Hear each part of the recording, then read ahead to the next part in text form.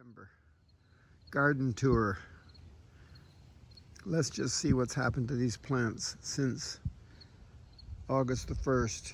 This is my holly down here growing near the street with the cedar tree beside it. And there's two different types of holly here. That one and that one. They look similar, but they're not the same. Maybe one is a female, one is a male.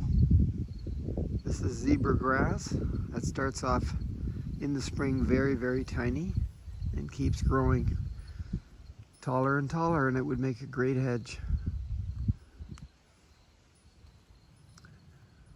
There's that famous weeping mulberry tree.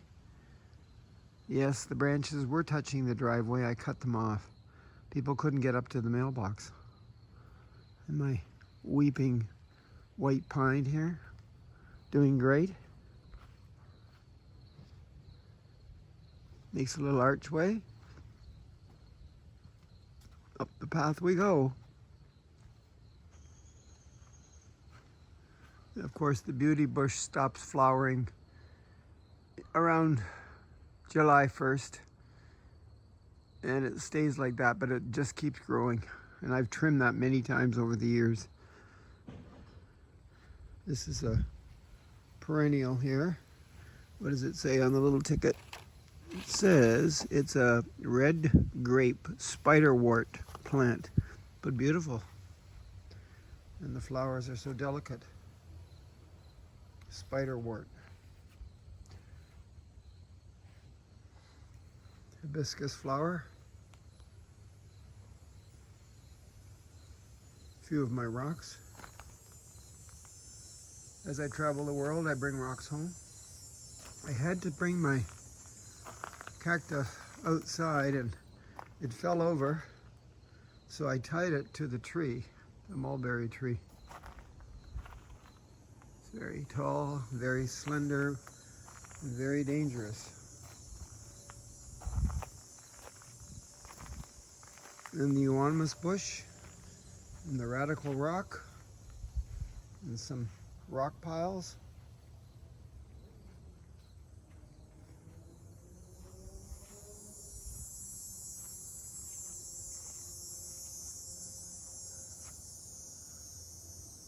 And a white smoke bush here.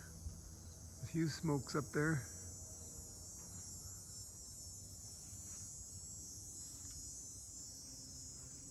I've been working on the path, trying to make it look artistic. It's very secure though. No one's going to trip on that unless of course you're old like me. And I've been moving my hostas around. They like shade.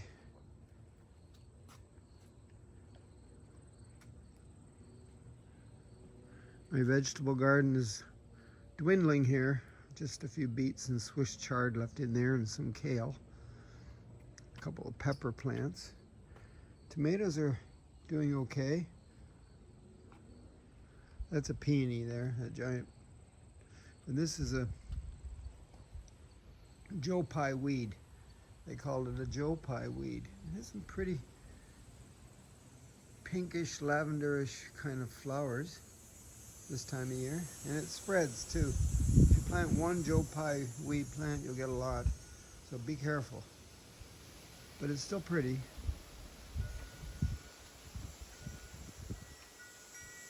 That's just my cucumber plant, starting to spread and produce cucumbers. Mr. Buddha here guarding the garden, bringing peace and tranquility to it. I have one potato plant left. That's that guy right there, that tall guy. The reason he's so tall is because the soil is too rich for the potato. So the plant will take all of its energy and make the plant taller, and the potatoes under the ground will be few and far between and very tiny. And some sunflowers there.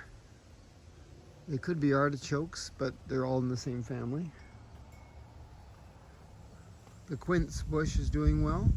Now that quince bush right there is 20 years old. Amazing, eh? That's as high as it got in 20 years. Started as a baby, 20 years quince. Have I seen any quince berries on it? Never.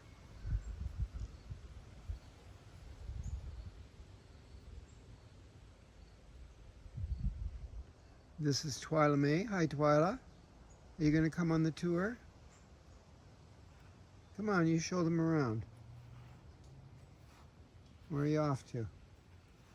Let's see where Twyla goes. I do like stones, pea gravel, a little bit of Japanese garden going on here. Twyla has some of her favorite spots that she visits every morning, and one of them is looking into the neighbor's yard. Maybe there's chipmunks in there. That's probably it. So I did plant a few hostas along the fence line here this past spring and summer. They're doing well. They like the shade here, and they're flowering. A little parsley left here. I still use the parsley in everything that I cook. It's good for inflammation. You won't believe this giant, huge catnip plant. It's just getting bigger and bigger and bigger.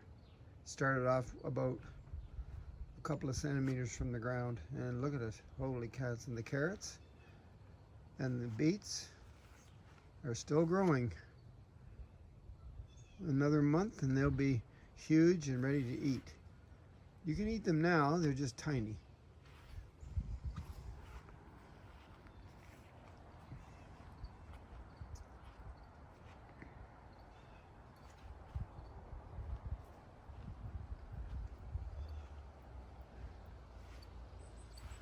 There's another hosta that's flowering.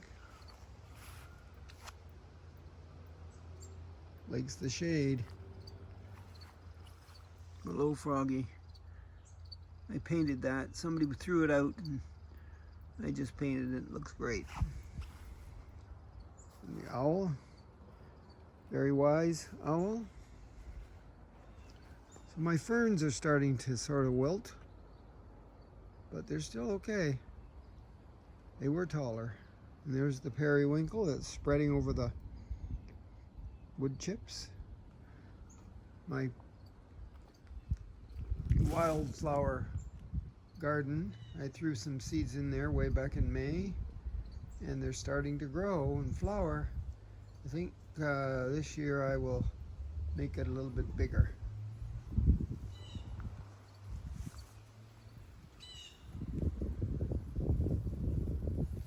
And down there's my compost. I throw my scraps, my vegetable scraps in there every day and dig it under, and then the local raccoon family comes at night and has their snack. They were looking in the window the other night telling me to hurry up, bring the scraps out. Anyway, there's the garden. Doing well.